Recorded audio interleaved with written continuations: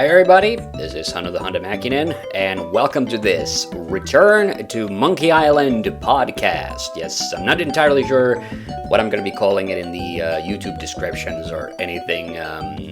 It's not officially part of the White Devil podcast. I just decided I really just wanted to do a podcast talking about one specific topic, and that topic is Monkey Island. The new Monkey Island game, Return to Monkey Island, that is coming out in 2022. And so, it's been a while since I've done anything Monkey Island related on my channel, so I just decided that this was going to be a good opportunity to also, if you are coming to this and you don't know what the heck is Monkey Island, what's it about, and you want somebody, if you are looking for some information about the series up to this point, I'll also use this as an opportunity to basically just talk about my history with the series and what have you. But I will talk about the new game coming out as well. So, just a note here at the beginning that this is going up on YouTube. There is going to be a timestamps in the description, so if you want to just jump to the part where I talk about the new game coming out, Return to Monkey Island, that is going to be the third major segment, I think, of this section. Yeah, I'm not entirely sure yet, but, go look for it. It's going to be under something like thoughts on Ron Gilbert, Monkey Island 3A, and the new game. And if you want to just skip this opening part where I go through the series history, go right ahead. I won't be offended. But anyway, what is Monkey Island? And let's talk a little bit about the history of the series. Now, I've talked before that Monkey Island is one of my favorite video game series. Is a series of adventure games created originally by Lucasfilm Games, then later known as LucasArts. The last game in the series, Tales of Monkey Island, came out between 2009 and 2010. In fact, most of it might have come out in 2009. It was developed by Telltale Games. And so, okay, so let's in case, if you are indeed jumping into this completely blind with no context for anything, just a quick summary of what is Monkey Island, what are the Monkey Island games about, before we get into the actual individual history of the series. Now, Monkey Island is about a hapless pirate called Guybrush Threepwood, who has various crazy adventures, often has to go up against the evil undead pirate LeChuck, and sometimes is assisted by his hot pirate wife Elaine. And some of the games, not all of them, but Elaine usually plays a significant role in these games. And yeah, the games are noted for, occasionally very difficult and confusing puzzles that you have to solve. They are adventure games after all. 4 of the games were developed by LucasArts, and then, like I said, the most recent 5th game was developed by Telltale.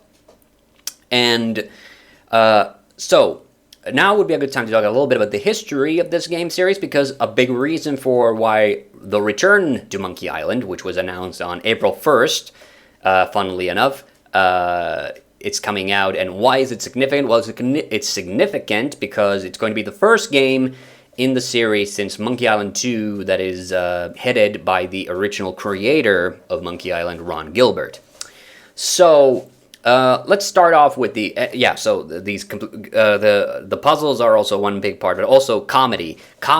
These games are some of the funniest ever. You have definitely, I think if you have not played a Monkey Island game, if you played any game that has anything to do with pirates, or somehow even remotely resembles pirates, or has people like old former LucasArts employees working on it, then you've probably at least encountered some references to Monkey Island. It's a game that everybody loves to reference, and there's lots of great in-jokes regarding this series, so comedy has also been always a big part of it. So, when did the series actually begin? The series begins in 1990 when The Secret of Monkey Island, the first game, was released. Like I said, it was developed by Ron Gilbert, whose main claim to fame at LucasArts, funny enough, is not really Monkey Island, but rather the game engine that Monkey Island runs on, which is the Scum engine, the screen utility for Maniac Mansion, which he developed for his first adventure game, which was called Maniac Mansion. And After that, after Maniac Mansion's success, LucasArts started to make more and more point-and-click adventure games, and that was actually kind of a big deal because computer mice were still a relatively new thing. They were not at all commonplace yet before that time. And then partially because of games like Maniac Mansion, obviously other games as well, but partially because of games like Maniac Mansion, they started to become the status quo. Now, The Secret of Monkey Island was released. It's the first game in the series, follows Guybrush on his, quest to become a pirate in the first place. And then also he encounters Elaine and LeChuck, and all this great stuff happens in that one. One of my favorite games in the series. But actually, I have discovered in recent years that Secret of Monkey Island actually not a huge sales success. It was completely buried by the adventure games being developed by Sierra Online, which is often considered like LucasArts' biggest competitor. But the truth really is that Sierra was really kind of all on its lonesome with its sales success because they so utterly dominated the adventure game market in the late 80s and early 90s. But the game sold relatively well in Europe. In fact, the funny part is that Monkey Island 2, Ron Gilbert actually started development on Monkey Island 2 before he had even gotten approval for it because he really liked these characters, and this is going to be relevant to when we get on.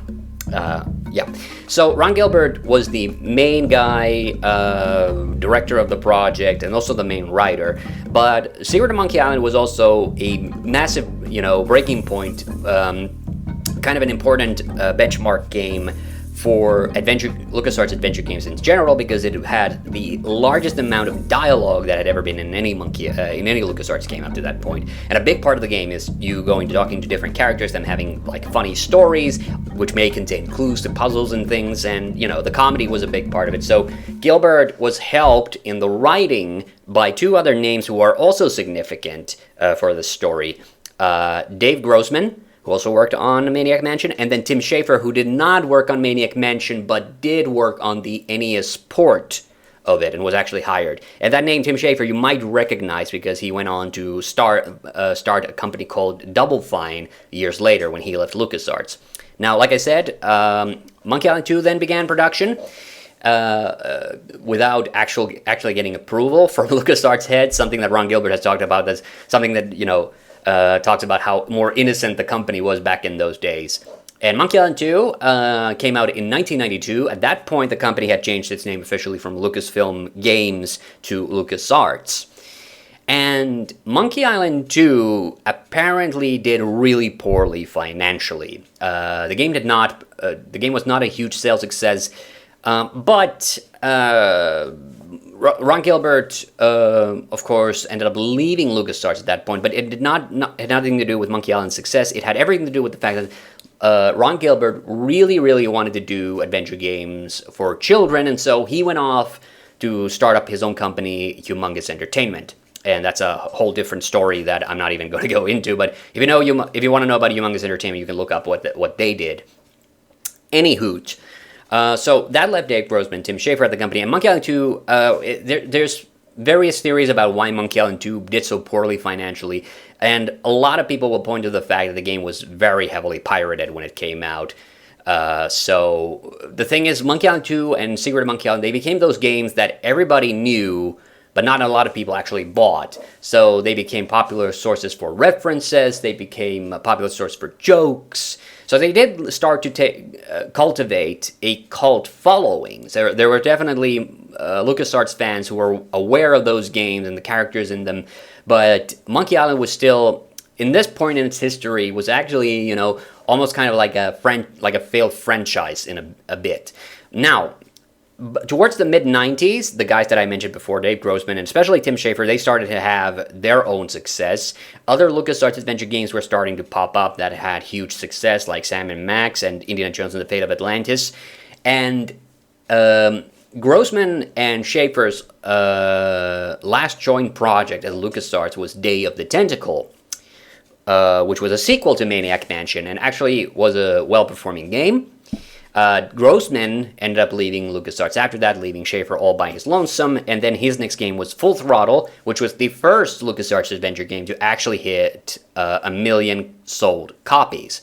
And that was a huge landmark achievement for the adventure games. And around this time, there was starting to be a lot of positive buzz around LucasArts adventure games, and various ideas were thrown around about potential spin-off material. Sam and Max got his own animated television show, for instance, and Monkey Island suddenly kind of rose from the grave when there was this for a very brief window, there was this plan to turn it into an animated feature film. Now, that ended up not happening. It was either deemed too expensive, or maybe there wasn't somebody championing the project on enough. And Tim Schafer, after finishing Full Throttle, his next big project was Grim Fandango. And I mentioned these names, Day of the Tentacle, Full Throttle, and Grim Fandango, specifically because you will be able to find, because there have been remasters of all three that have come out in the last 5 years, probably going on the last 7 years, something like that. And yeah, if you want to play those games on modern computers, you absolutely can. And you can hear, and they all have like commentaries that you can hear Schaefer's own thoughts about those games and so forth. So that Monkey Island movie never came to fruition, but LucasArts did decide to give the games one more shot. Now, like I said, Gilbert was now at Humongous making adventure games for children. Grossman was working on something else. He might have actually worked at Humongous, I'm not entirely sure. But Schaefer was now busy with Grim Fandango, which meant that there was nobody from the original Monkey Island development team ready to take on the project. Now, luckily, on both Day of the Tentacle and the Curse of the Full Throttle, Schaefer had worked with these guys, Jonathan Ackley and Larry Ahern. They have been the head animators for both games, and both of them really liked writing, so they got put in charge of making the next Monkey Island installment, and that game came out in 1997 and was called The Curse of Monkey Island. And that, of course, is my favorite entry in the Monkey Island series. It was also the last game in the series to use the Scum engine. It's just a fantastic game, and it's also been released as digital download. There's no remaster of that one, but you can go out and play it. And for the Monkey Island series, that was kind of a second wind that they had been waiting for. It was a huge sales success. It got re-released, and that seemed like the Monkey Island series was now, back on the way up and up. I know there's a lot of people that got into the Monkey Island series specifically because of that game, and also because of what happened after that. Now, I'll save that when I start to talk about my personal history with the game. But Grim Fandango came out the next year, and Grim Fandango is one of these games that, while it did sell, good numbers, it sold over 500,000 units. Those were not the sales targets that LucasArts was really looking for. They wanted the game to reach 1 million units sold, because that was the expectation around that time. And even though Grim Fandango won all of these, Game of the Year awards and was, praised from here to next week, basically, as one of the greatest games, one of the greatest stories ever told. And yes, Grim Fandango is a fantastic game. People probably know this about me. If you know anything about my gaming history, Grim Fandango is in the top 3 of my favorite adventure games, along with Curse of Monkey Island. But the reception, the sale, then when the talk turned from, oh, this is such an awesome game, to, oh, well, so sad that it underperformed. Tim Schafer maybe felt a little took it a bit personally, and then ended up leaving LucasArts to start up his own company, which would be Double Fine. And went on to do interesting things at Double Fine, obviously, later on down the line. But now, LucasArts was in a bit of a pickle. Now, in the late 90s, adventure games were dying. They were, Sierra was going down in flames at the time. It didn't have to do anything with just the sales of adventure games. They were going down in flames because of some other company-related reasons at the time. Something that I've talked in some of my older videos called the Sentence Scandal. So, and that meant, that by this point, interest from small developers and middle-level developers towards adventure games was dying out, and that was partly also because of game distributors who thought, well, adventure games don't sell very well. There's no reason to put them out anymore. So LucasArts had one last-ditch effort to try to breathe life into the adventure game genre, and that came out in 2000, and that was the next Monkey Island game, Escape from Monkey Island. Now, at this point, unfortunately, Jonathan Ackley and Larry Ahern had also left the company. I'm not entirely sure the reason why they left, because I know at least one of those guys, I forget which one, but one of those guys was actually poised to create a Full Throttle sequel, the sequel to the Tim Schafer game, but for some reason that never panned out. So what was left was a pair of guys called Sean Clark and Michael Stemley, or Stemmel. I'm honestly not sure how to say their name. But these guys are significant for the next couple of chapters in the story because Clark and Stemmel, or Stemley, had worked on Sam and Max Hit the Road, which was a hugely comical series adventure. And Michael Stemley had been a tester on The Secret of Monkey Island. So it was a very faint connection to the origins of the series, but these guys had a pedigree at LucasArts. They had, done big games. I think one of them had worked on The Dig as well, which is a great game. I highly recommend that one. And so these guys were put in charge of making the fourth Monkey Island game, Escape from Monkey Island, which was also the series' entry into 3D. It used the same game engine as Grim Fandango, mostly. It was actually heavily modified to make better use of 3D acceleration cards that were out at the time, and also because Grim Fandango had a much more stylized art style, whereas Escape from Monkey Island tried to go for more of a cartoony but still somewhat grounded in reality style. And Escape from Monkey Island was a huge success. It was the best-selling game. It was the second best-selling game in the series. It actually got itself ported over to the PlayStation 2. It was only the second time that a Monkey Island game was ever ported to a console. Now, I've heard the sales of the PS2 version were pretty bad, which is neither here nor there. So anyway, at this point, it looked like LucasArts was still like, okay, there's still some potential in adventure games. They had taken one of their most popular franchises from the last couple of years. They'd put it in 3D, and it sold well. So now they were working on a couple of different adventure games, including a new Sam & Max and the Full Throttle sequel that I already mentioned. Now, what was also going on around at this time at Lucasfilms, not LucasArts, was the Star Wars prequels were coming out. And LucasArts was not just a game developer, they were actually more well-known at this point as a game distributor. So they had a huge role in distributing games, and some of the games that they distributed, a lot of the games that they distributed were, of course, Star Wars games. So Star Wars games were now very much, a hot commodity. People couldn't get enough of Star Wars. And the thing is, because LucasArts didn't develop those Star Wars games themselves, they always outsourced them to other companies. It was cheaper for them, and they were raking in a lot of money. Whereas they were really scraping by. Even with Escape from Monkey Island, that was a game that they had to develop with their own money, with their own staff. And so what ended up happening in the early 2000s is that both of those games that I mentioned already, the Sam & Max sequel, the Full Throttle sequel, both of them got canceled. And the LucasArts staff just, left. All of them. Clark, Stemley, and everybody that they were still working with from the Escape from Monkey Island they were all out. Clark and Stemley still wanted to make adventure games, and they needed to find a new way to do that, and so they starting up this new company called Telltale Games, and Telltale Games decided that they were going to try this new exciting thing called digital distribution. Now, we'll come back to that in a minute. Now, things were made very quiet on the Monkey Island front for the next 9 years.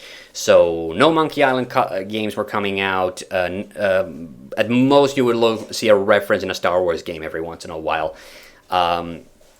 But then, at the end of the decade, a man whose name I had to look up because I always keep forgetting, but this beautiful man, Darryl Rodriguez, became the president of LucasArts. And Darryl Rodriguez was a huge Monkey Island fan, and he thought that it was high time for LucasArts to finally bring back some of its other franchises that were not Star Wars related. And he pushed on with an initiative to first release a remaster of the original Secret of Monkey Island, and release it as a digital download. And then he also approved a new Monkey Island game, which LucasArts would not develop, but would be developed by Telltale, and that became Tales of Monkey Island, and would be released in 5 chapters. And if this seems like a bizarre thing to get excited about, you have to remember at this point in time, digital releases were the exception, not the rule, whereas nowadays it's pretty much the complete opposite. Like games, come out digitally almost as a rule. Not that physical releases are completely gone, but they're becoming rarer. So this was a new exciting way because it was getting rid of the problem. It was getting rid of a huge cost issue that adventure games were struggling with. And don't get me wrong, adventure games were coming out throughout the 2000s, but they were coming out mostly from small distributors that had very specific interests, like ones in Germany and things like this. Germany has always been a big adventure game market, for instance. So, but it was, the adventure games had become a niche market, and therefore big distributors just didn't have any interest in them. But now, with the digital download thing actually starting to be seen as a viable option, that is what helped Tales of Monkey Island come out. And then the special edition of Secret Monkey Island came out, Tales of Monkey Island came out, and in 2010 they pushed out a special edition of the second game, Monkey Island 2. Now, unfortunately, it was at that point, between the release of Tales of Monkey Island and between the announcement of Monkey Island 2 special edition, is when Darryl Rodriguez left LucasArts. And all of a sudden, things got very quiet on the Monkey Island front from LucasArts' end. And then, following Tales of Monkey Island, the next big game that came out from Telltale was Back to the Future. And then they made the Jurassic Park game, and they made the Batman games, and then they made Walking Dead games. And as you can probably see, Telltale completely kind of lost interest in Monkey Island as well, and went down the path of making licensed video games for other companies. And unfortunately, Telltale's story also comes to a tragic end. By the end, as I hear, more and more of the old LucasArts guys were leaving the company. And then somewhere in the mid-2010s, I don't remember exactly the year anymore, Telltale collapsed amidst accusations of poor treatment of employees and, the kind of thing that sadly has become kind of just, bread and parcel of the video game industry these days. I'm sorry to say. It's not a fun thing to admit, but that is the case. So at that point, and the thing about this that's kind of frustrating is that Tales of Monkey Island ended. It ended in a way that concluded its main story arc across the 5 episodes, but it also clearly ended on a way that was hinting at a potential sequel, and Telltale probably would have done that if they had not been so successful with their licensed games. So, for my part, at that point I thought, okay, it's official, we're never getting another Monkey Island game now. Until, apparently 2 years ago, Ron Gilbert reached out to Disney. You might remember they bought out Lucasfilms, and that meant that they owned LucasArts, and then they demolished LucasArts. But Ron Gilbert has managed to work out a deal with Disney, and has been working on this new game, the Return to Monkey Island, for the past 2 years, and now it's going to come out this year, apparently. So that's kind of an exciting thing. Okay, so now let's start talking about my history with the Monkey Island series. So, if you've watched any of my adventure game related videos, and that's probably the last time I talked about Monkey Island. Actually, yeah, last time I probably talked about Monkey Island extensively was when I ranked the soundtrack to The Secret of Monkey Island. And before that, I was doing my favorite adventure game puzzles videos where I've also featured Monkey Island very heavily. So, how I got into the series, the first adventure game that I ever played, and this is very important for the story, it was Alien Incident, which came out in 1996. So I got into adventure games just as they were dying, which I guess is a which is, I think, a very good, allegory for my gaming tastes in general. That, I'm always getting into games and game series that are just about going out of fashion or dying out or whatever. Story of my life. So anyway, I got into Monkey Island around the late 90s. Don't remember the precise year which. I knew a friend who had The Curse of Monkey Island, and we definitely played it a fair bit. We never played it all the way to the end. I think we were just, because our experiences with it was very sporadic. We also played Broken Sword, The Shadow of the Templars, and Grim Fandango, which was nice. And then in, I think, 1999, possibly 98, but I think 99, LucasArts released the Monkey Island Bounty Pack, which in my very old videos you might have seen me, I love showing up the box, the gigantic, ridiculously gigantic box that it used to come in, which was ridiculously gigantic because, so the Bounty Pack contained all the 3 Monkey Island games that had come out at that point. Both discs, because these were on CD-ROMs, not DVDs, both discs for Curse of Monkey Island, and then on a single disc you had Monkey Island 1, 2, and their manuals. And the box just contained that double-decker CD-ROM case, and then essentially just a manual for Curse of Monkey Island, which did, however, acknowledge that it was part of the Bounty Pack, so it had a little history of the series as well up to that point. So I got exposed to all 3 games at the same time. I think I finished Curse of Monkey Island first. And I know that I finished Curse of Monkey Island first, not just because, it was my gateway drug to Monkey Island, and, it's my favorite game in the series, and, I just really, really love it. But also because I had a walkthrough of Curse of Monkey Island, or I had half the walkthrough in not a gaming magazine, but a computer magazine. It's a Finnish computer magazine called, which I think is still around, called Mikrobitti. I think they might have shortened their name to just MB now. I'm not entirely sure, but I had a walkthrough for the second half of the game, and when I managed to pass the first half of the game, then I didn't get stuck at all because I had the walkthrough that I could just reference back to.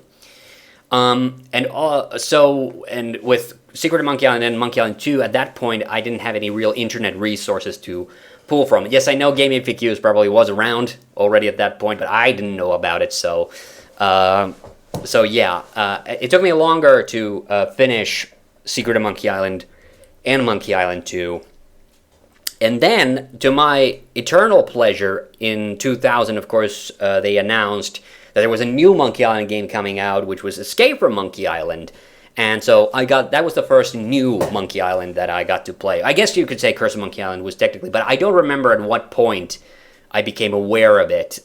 So it might have already been out for a while, because back in those days, people don't remember this, but back in those days, games used to be on store shelves for years. You could get a game that came out 2 years ago from a store 2 or 3 years later, easily.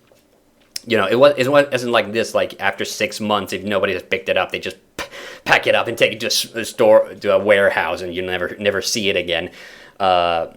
But anywho, so that's how I got into the Monkey Island series. That was my first exposure. And then in the early 2000s, I actually got involved in the Monkey Island fan communities. I was specifically, because I need to be specific because there were multiple Monkey Island fan sites around that time with their own little communities. I was part of the World of Monkey Island fan community for a very long time, which sadly no longer exists. Well, sadly or fortunately doesn't exist, because I know that I've embarrassed myself more than a few times on the World of Monkey Island forums.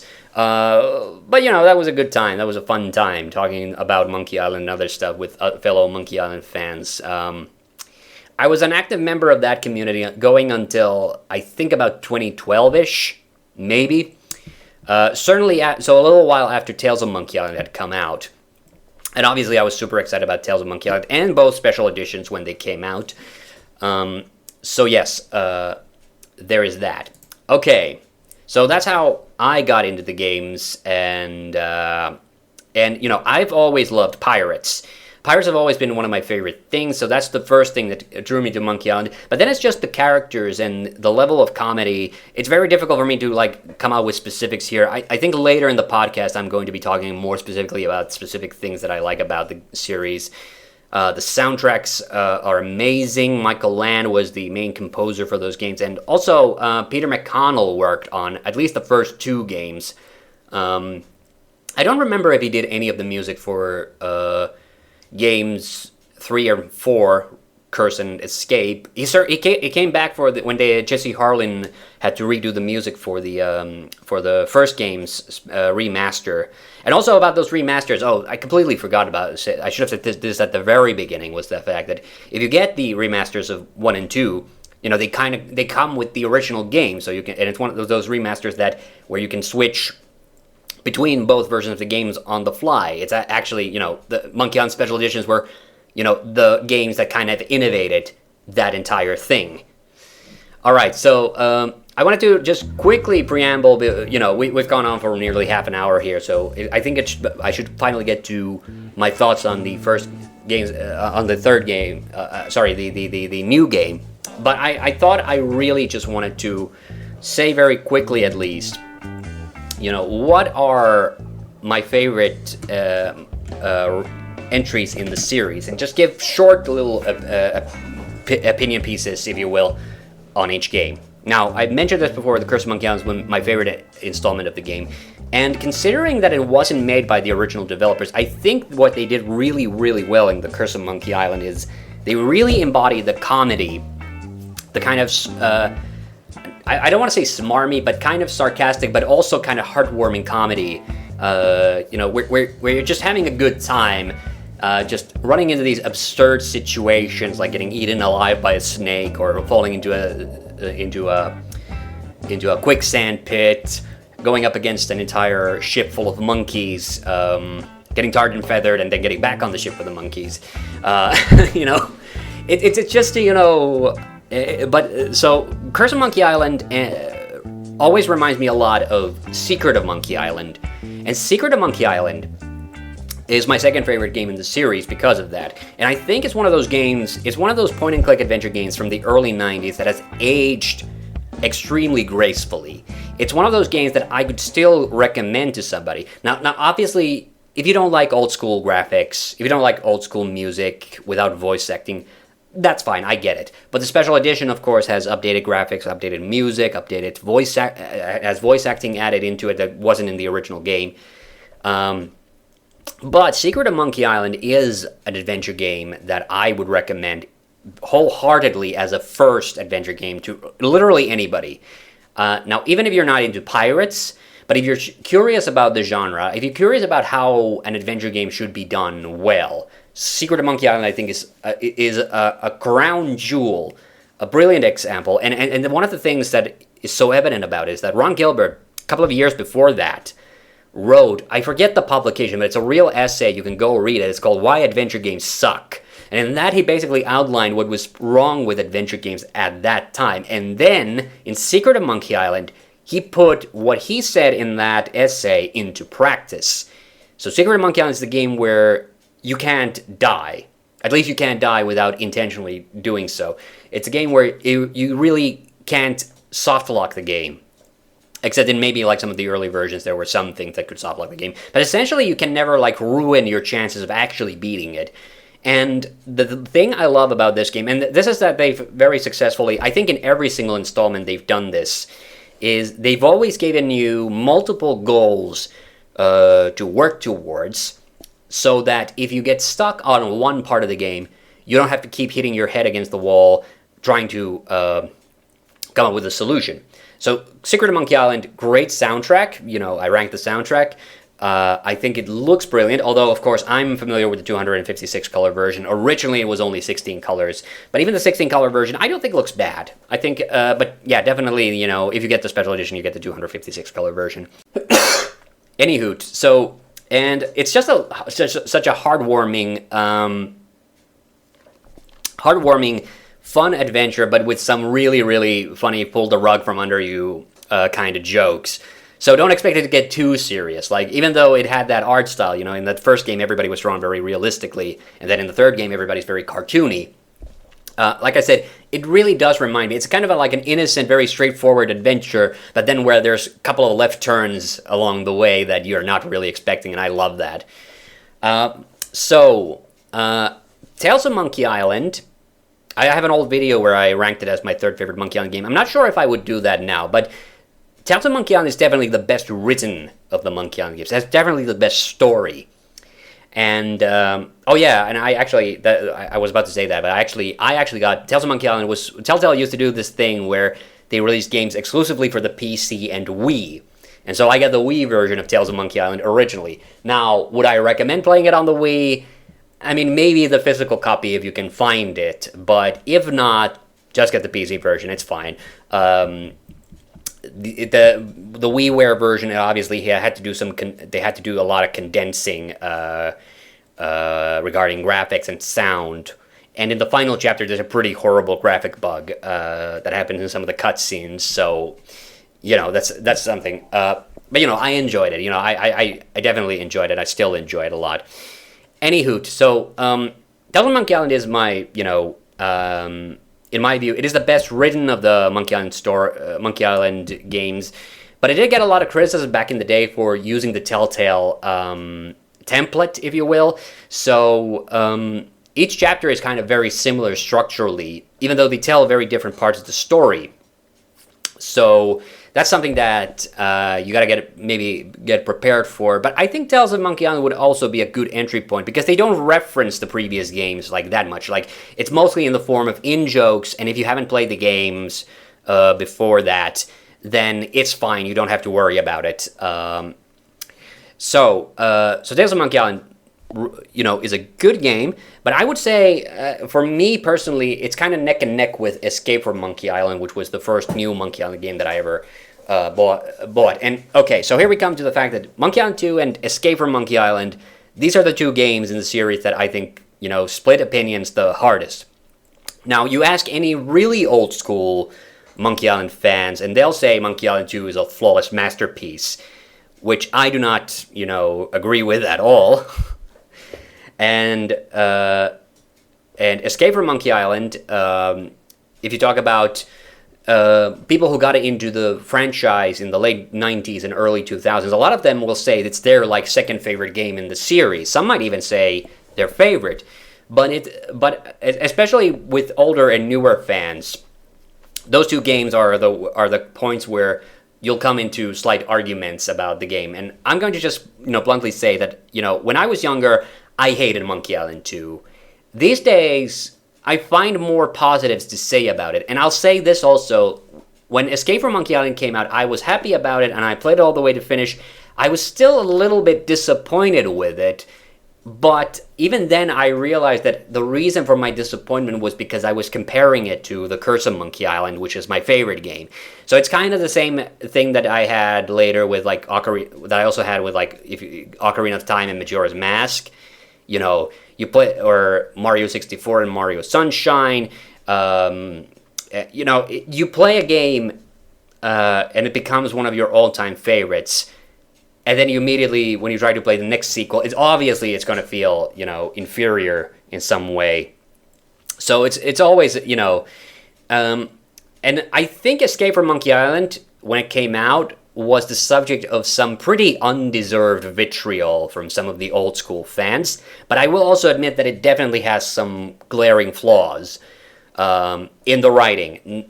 Not the fact that it's in 3D, not the interface or any of that. That's not the thing that I'm bothered by at all. It's some of the writing, but the thing is with that and with Monkey Island 2, as I'm getting older, I focus more and more on the positives, and I try not to think of the negatives so much.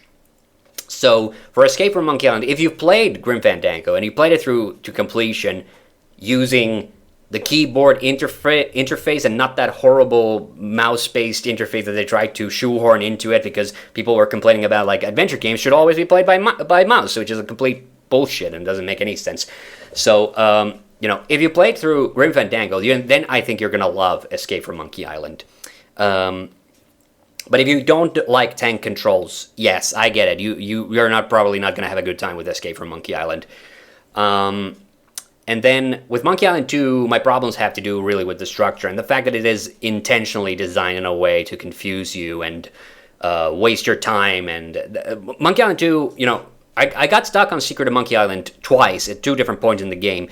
But it was always a part like, oh, I didn't know to do this little thing, and okay, now that I know it. Monkey Island 2 is the kind of game where the game intentionally leads you around in circles to go get items from other places to use on a completely different location. On one hand, it's a good puzzle design because it does invoke that idea of well, you have multiple goals to shoot for. Maybe if you're not making any progress on this one, it means that you have to go and work on something else. But it's a bit frustrating. I had to go get some water there. I was starting to cough a little bit. But yeah, anyway, so to kind of wrap up on my thoughts about my games. So, but with Monkey Island 2 nowadays, I tend to appreciate just the great music and the great graphics. The game definitely, like if you're looking at presentation, Monkey Island 2 blows Monkey Island 1 out of the water instantly. It's just the game is a bit... that is not a game I recommend getting into unless you've at least played through Secret of Monkey Island and then, play Curse of Monkey Island immediately after that, because those three games are actually kind of very strongly connected in that regard. And then with Escape from Monkey Island, like some of the jokes, it's very 90s. You can tell that it's a game that was being developed in the 90s, and it's very in your face in that regard. But now I just kind of look at that as very charmingly retro. So that's the reason I really like it. Anywho, so that's why, it gives me I always get good vibes from Escape from Monkey Island. So that's why I have a little bit, and it's because, you don't have to finish it in segments. That's the thing about Tales of Monkey Island, which I kind of find it hard to just get back into, is the fact that it is in 5 chapters, and you have to finish, one part of the story in order to, I mean, I guess technically you don't have to, but why would you skip parts of the story? Like, that's the thing that doesn't make any sense to me. So yeah, maybe that's a little bit of a shift that has happened a bit in my preferences in Monkey Island games over time. All right, so let's talk about, finally, we're 40 minutes into the fucking podcast, we're finally getting to this. So, what are my thoughts on this, the new Monkey Island game is coming out? And sorry, I have to do a little bit of history once again in order to get into this, but this is short. I'll keep this short. So, since leaving LucasArts, Ron Gilbert, of course, went on to make adventure games for kids at Humongous Entertainment, and then in the early 2000s, he had a bit of rough luck. Humongous got bought out by, I think, GD Interactive, and then the company that bought them out went out of business. So, Gilbert's company disappeared without as much as a whisper from anybody, and that was, that's sad and that's rough.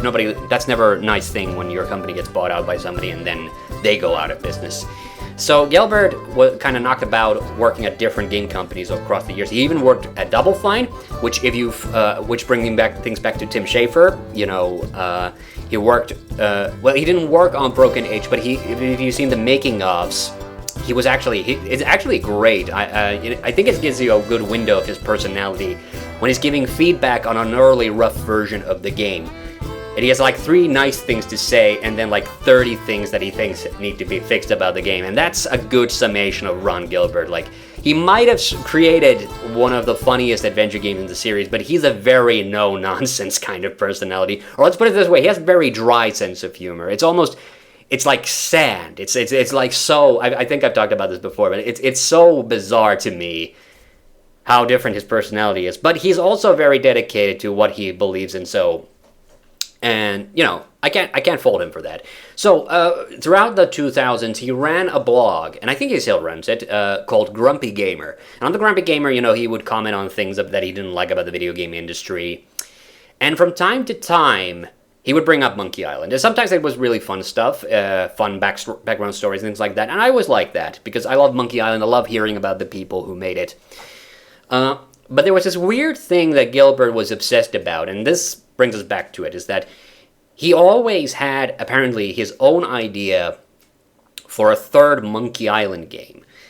So, Ron Gilbert did not work on games 3 and 4. Didn't have any role in them. Now, and on Tales of Monkey Island, Telltale apparently did consult him and get his input. And there's even a character in the game that's, a tribute to him called Nor Treblig, who is the god of the crossroads in the lore of the Monkey Island series. So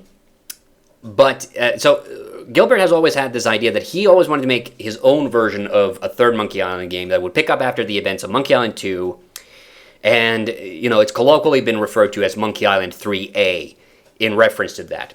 So in other words, this would have completely bypassed the Curse of Monkey Island, my favorite game, and to me that always sounded like very... and Gilbert did not mince words about how he felt about the fact that LucasArts owned Monkey Island. And that always seemed to be like his biggest regret, that he left he left LucasArts out of his own volition, but for some reason didn't realize, like, oh well, they still own the game series I made, because Telltale's first big hit was the Sam and Max sequel, which was Sam and Max Save the World, and they got that because LucasArts spent long enough of time not doing anything with Sam and Max. I think Steve Purcell regained the rights to the franchise, and then he gave Telltale permission to use it.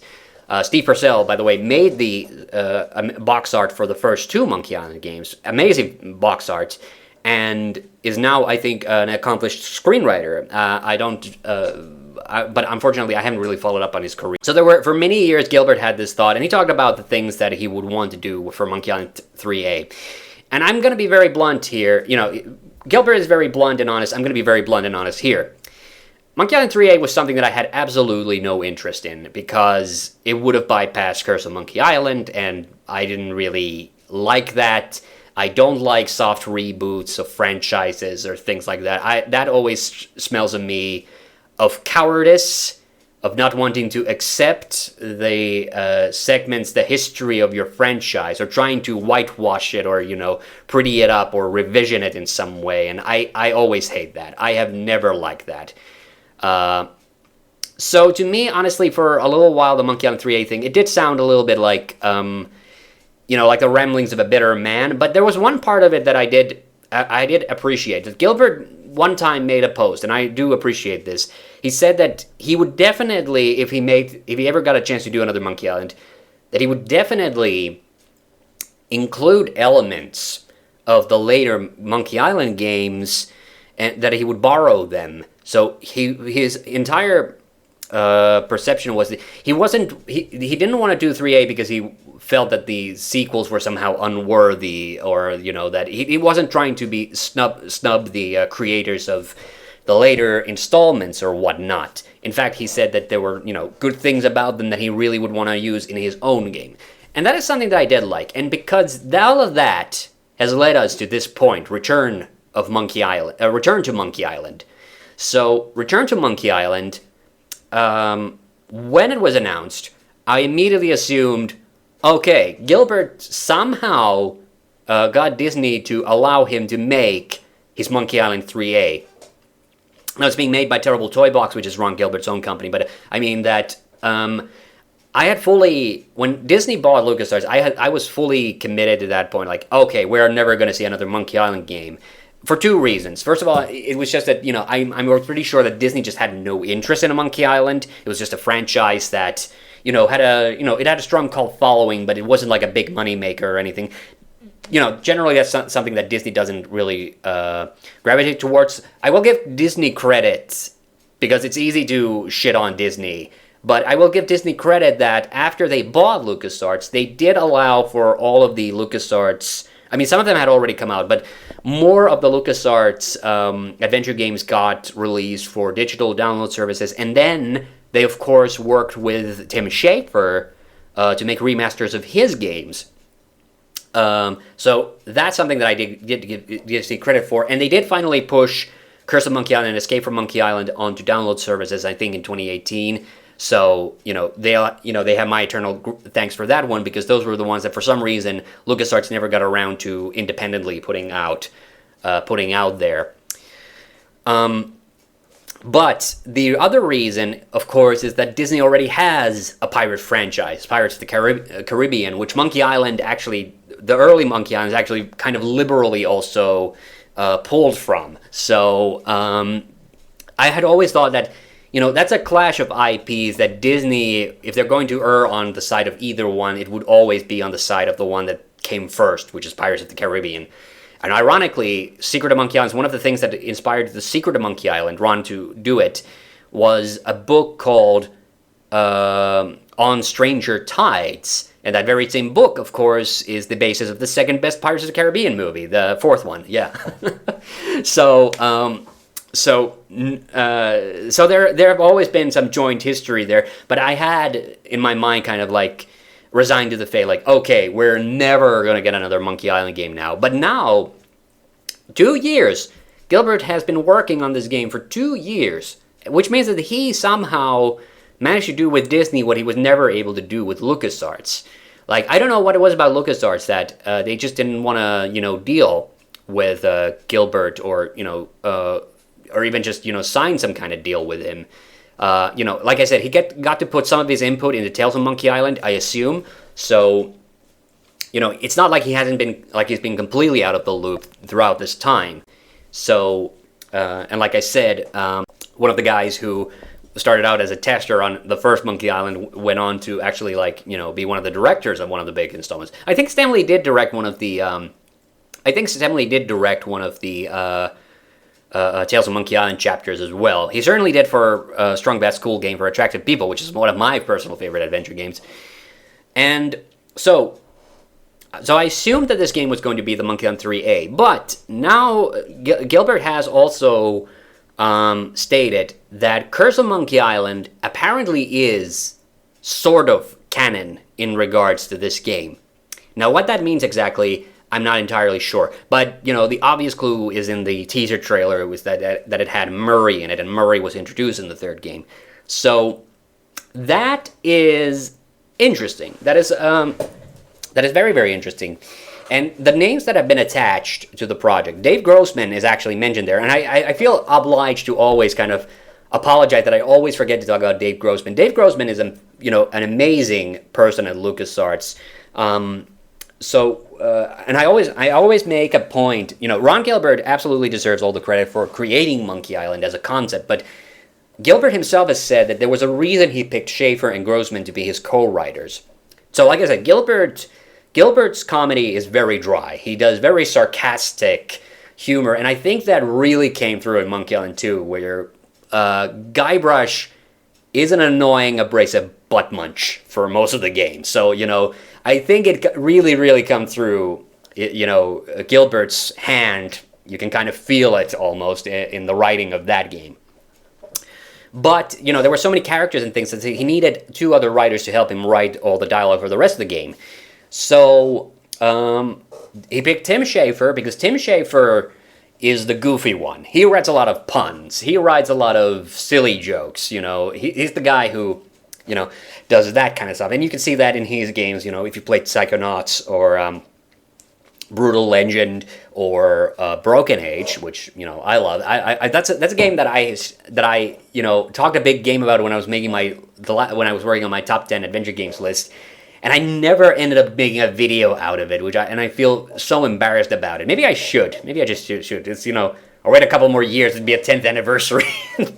But yeah, Grossman was the intellectual. He was the guy who would write all the really nerdy jokes.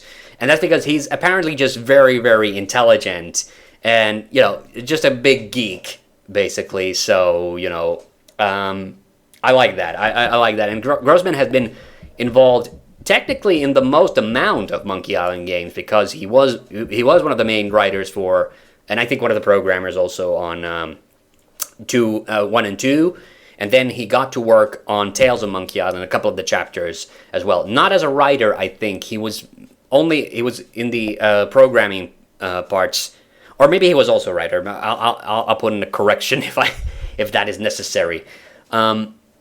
And the game, of course, based on the trailer, which we haven't seen a lot of because it is just a teaser, looks to be 2D, kind of like a Flash style. I'm reminded of the special editions for 1 and 2 because of it.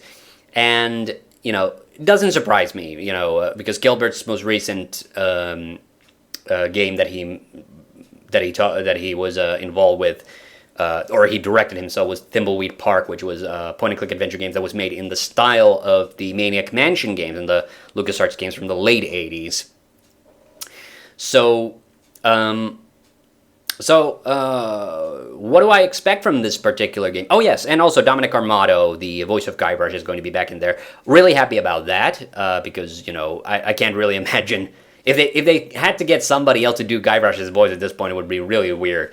But so Danny Dalek, voice of Murray, is also going to be in it, and also it gave credit to all three of the LucasArts composers, Michael Land, Peter McConnell, and Clint Bajakian, who I don't think worked on any of the Monkey Island games, at least the previous installments.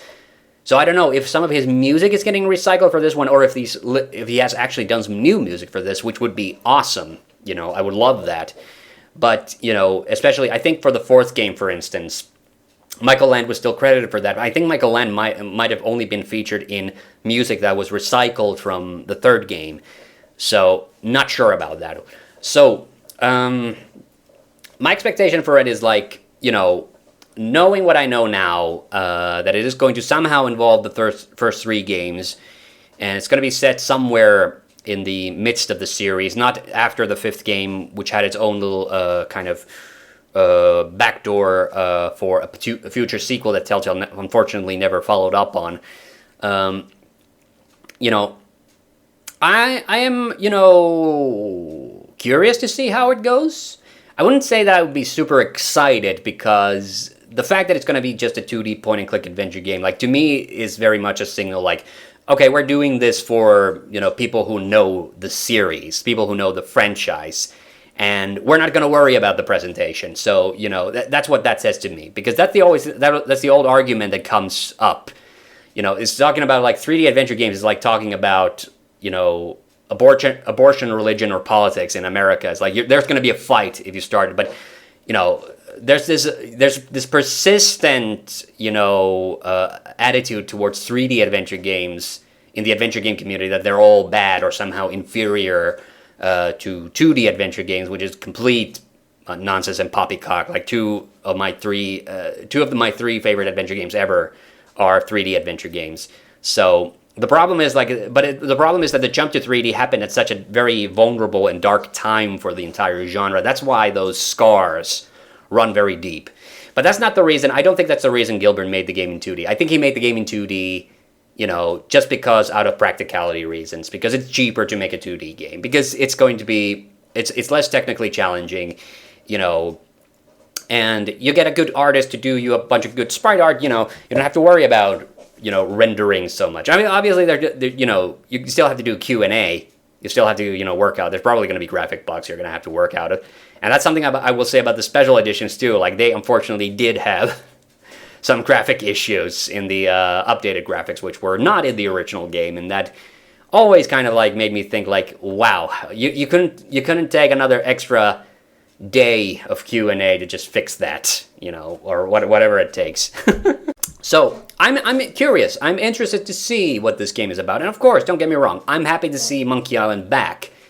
And I'll talk about what I think this means for the series' future in just a bit. But first, I have a thing on the docket that I wanted to talk about, things I like about Monkey Island games. And I'll go, and I wanted to do this with each game. Secret of Monkey Island. Insult sword fighting. I loved it. It's and I think they only really did it properly in the third game besides this one. They had a little bit in the fifth game as well, but insult sword fighting, definitely number one thing. Rubber chicken with a pulley in the middle, another one. Voodoo Lady's Shop, amazing. And like I said, the soundtrack is also fantastic. Monkey Island 2. Now, I moaned and groaned about the difficulty of the puzzles, but the graphics look amazing. Soundtrack is actually better than Secret of Monkey Island. The reason I haven't done a ranking of it is that there's actually too much music. I've been thinking about this, if I have to do the soundtrack rank, I'm gonna have to, exclude half the soundtrack so that it doesn't become, a hour-long video. But it's a fantastic presentation, and there's great characters in Monkey Island 2. Oh, yes, this is what I want to talk. Captain Dread. It's such a shame that almost none of the characters in Monkey Island 2 have ever appeared in the later games. The only one who did was Wally. Wally's in the third game. But yeah, fantastic presentation, music, and there's a part where you have to resurrect a dead guy. Rapscallion, wasn't it? Wait, who were the guys? Young Lady, the Cabin Boy, Rum Rogers. Yeah, Rapscallion the cook, yeah. And that's one of my favorite parts in any LucasArts adventure game. That is a fantastic part, and I highly recommend checking that out. And the Curse of Monkey Island, there's like too many. I mentioned a couple of them already. I also love Spear, which is the Shakespeare play thing. When you go see that, there's a rehearsal and there's like random nonsense that you hear. Slappy Cromwell talking from the pages of the script. Haggis McMunn, the Scottish pirate. He's voiced by Alan Young, who was the original Scrooge McDuck. Well, not the original, but the one from the original DuckTales and everything.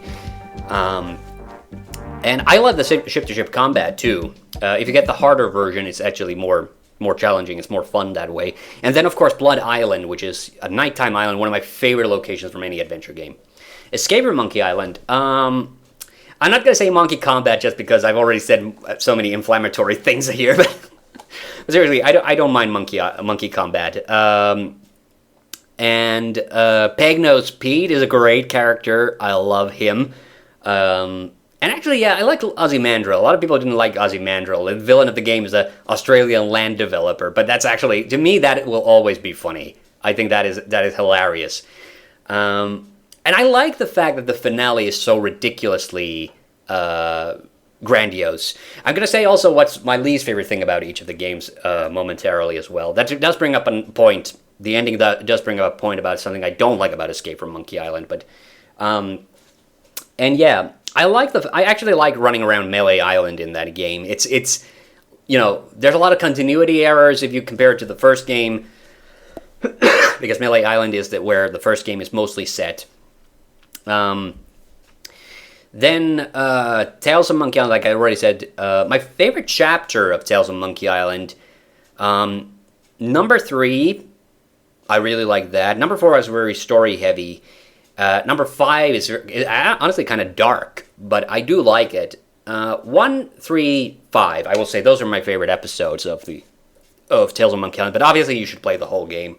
And things I dislike about each game. Secret of Monkey Island. Okay, I guess I have to talk about that puzzle that I got stuck on. It's the two puzzles that I got stuck on. One was drugging the dogs.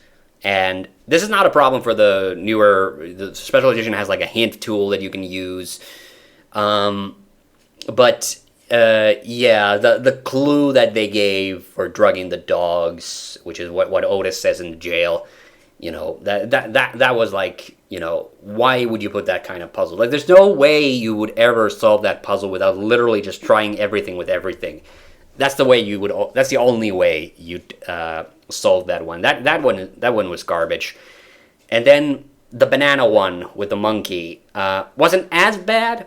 I think that one you can actually, figure out if you give the player enough time. But it takes so long to get around Monkey Island that it might take too long, honestly, to just kind of figure it out. Some people complain about the fact that Secret of Monkey Island is a very short game. I don't mind that. I actually think it's really nice that... So, half the game is on Melee Island, half the game is on Monkey Island. And, so I don't personally really dislike anything about... anything apart from those two puzzles, nothing else about Secret of Monkey Island that I really dislike. Monkey Island 2, I'm still going to say it's the ending. And the lead up to the ending. I never liked that part where you're in the tunnels. As a kid, it always kind of spooked me when LeChuck appeared, but also because it interrupts the puzzle. Whatever you're doing at that very moment, it interrupts you. It's very difficult to play through that part and do it efficiently because you never know when LeChuck is just gonna appear. So I have a deep-rooted resentment of the ending of Monkey Island 2, and it's never gonna go away. Even though the rest of the game I actually do like, mostly. Curse of Monkey Island. Now this is a hard one. I guess I kind of wish the last couple of parts of the game would be a bit longer, but at that point you're already amping up to the big finale where you go up against LeChuck in the third game. So I don't think that's a good thing to compare. It's very difficult for me to come up with something that I genuinely dislike about the game. Curse of Monkey Island is like so, and yes, I understand because it's my favorite game. it's kind of a... Well, okay, maybe the way you defeat King Andre, maybe that's a bit rushed. Maybe they could have done a little bit more with that. Like, that's a bit whatever. Yeah, but not a lot. Escape from Monkey Island. Now, like I said, I talked a little bit about the writing. I don't think the writing is the problem. A couple of the puzzles do have like pretty bizarre internal logic, and there's also like timing puzzles, which I don't think anybody likes. I think that's like the number one thing in like any adventure games. Nobody likes timing puzzles.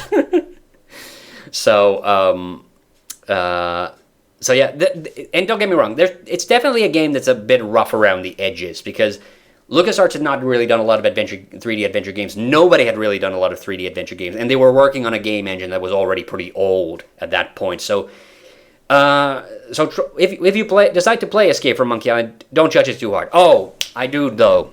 I have a Let's Play of this on my second channel of Escape from Monkey Island. The Mist of Time's Marsh. The fact that you have to pull out the schedule every time to see what direction you're heading, and that like you have to look at Guybrush pull out. That's a thing that's luckily not a problem now, because you can just take a picture of it with your smartphone or whatever. But like as a kid, like that was the most frustrating part, just having to stop on every screen to look at the schedule, because unless you like memorized it, like if you could do that, like props to you.